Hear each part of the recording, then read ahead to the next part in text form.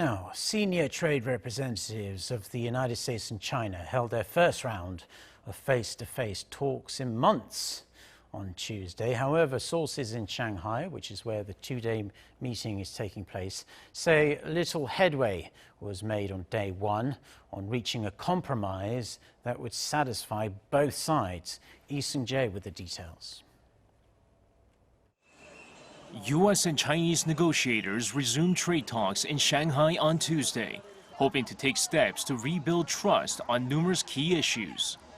Washington's delegation, led by U.S. Trade Representative Robert Lighthizer and Treasury Secretary Mnuchin, had dinner with the Chinese delegation headed by Chinese Vice Premier Liu He. During their brief discussions, the U.S. side looked to pick up Chinese orders for American farm goods, while the Chinese pressed Washington to relax U.S. restrictions on Huawei's access to American technology. However, sources say little to no progress was made at the dinner.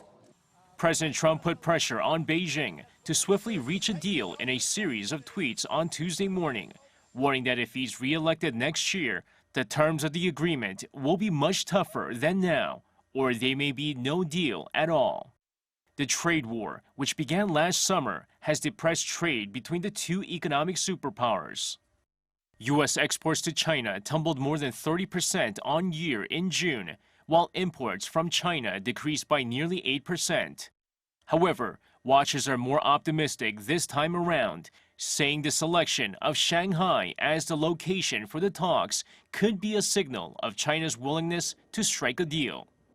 They base this on the fact that 12 years ago, China and the European Union agreed to a deal in Shanghai that ended a temporary curb on Chinese textile exports to the EU. Despite the lack of progress, there's hope for some kind of breakthrough on Wednesday, when more formal talks take place at a government guest house in Shanghai. Seung-jae, Arirang News.